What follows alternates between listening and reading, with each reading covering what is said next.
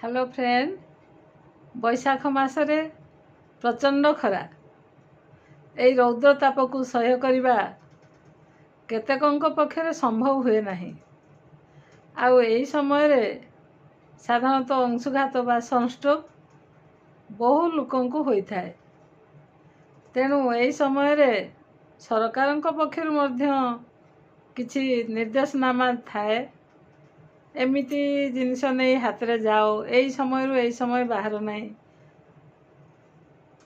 तो आमे दिन 11टा रु 3टा भितरे बाहर को न बाहरिबा उचित। एई भितरे आमे बाहर कोनोसी काम रखिबा नहीं, घर भितरे छाई रे रहिबा उचित। आउ 11टा पूर्वरु किंबा 3टा परे गले मध्य सनस्ट्रोक होबार संभावना थाए जेहेतु, तेणु आमे साथी रे पानी बोतल नेबा, छता नेबा, चपल नेबा, टावेल को ओदा करी पानी नेबा। ता व्यतीत आमे धला पोशाक, सूतार ढिला पोशाक पिंधिबा। आउ एई समय रे जेउ मानंकु सनस्ट्रोक हैला परी हमकु लागे कौन लक्षण देखा देबो?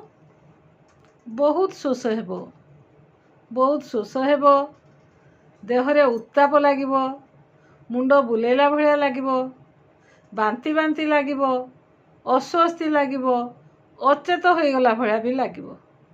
एपरी हेले आमे कोन करिबा? तांको संगे संगे कोनोसी छाई स्थान को नहीं जिबा, तांको मुंडरे ओदा कपड़ा देबा, किछि पानी ढाली देबा, देह को संपूर्ण ओदा कपड़ा रे किंबा पानी ढाली पोछि देबा। आउ तांको किछि पानीय पीवा पे देबा, जथा ओआरएस, घोल दही, पखाल तोराणी किंबा तरबुज ग्राइंडिंग करिकी जदि काहा पाखरे सेठी पाखरे थिबो सेउडा आमे देई परिबा। एई सब दबा द्वारा तांकर जो अंशुघात किछि परिमाण रे कमी जिवो एवं से टिके सुस्थ हैला परे आमे जदि जानिबा जे ना ये ठीक होई परिबे, ताहेले तांकु घरे नै छाड़ीबार व्यवस्था करिबा, न हेले डाक्टर परामर्श करिबा। तो दयाकरी समस्त को मु अनुरोध करी, दिन 11टा रु 3टा भितर केही बाहर को बाहरंतु नहीं। जदि केही बाहरुचंती ताहेले एई जिनिस गुड़िक साथरे धरी जिबे। एहा व्यतीत कौन हुए?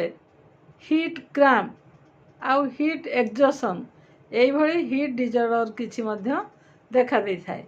एभली परिस्थिति रे कौन हुए? मांसपेशी प्रबल मात्रा रे टाण हो जाए एवं प्रचुर पेन हुए। ये मध्य एई रौद्रताप जनित एक डिजॉर्डर। तो एथिरु आमे रक्षा पाइबा पे हेले मु जो सम्यक धारणा देली ताहाकु आपणाइबे, अन्य मानंकु किछि सचेतन करेबे, निजे सचेतन हेबे, आउ समाज को सुस्थ रखिबे, निजे मध्य सुस्थ रहिबे। धन्यवाद।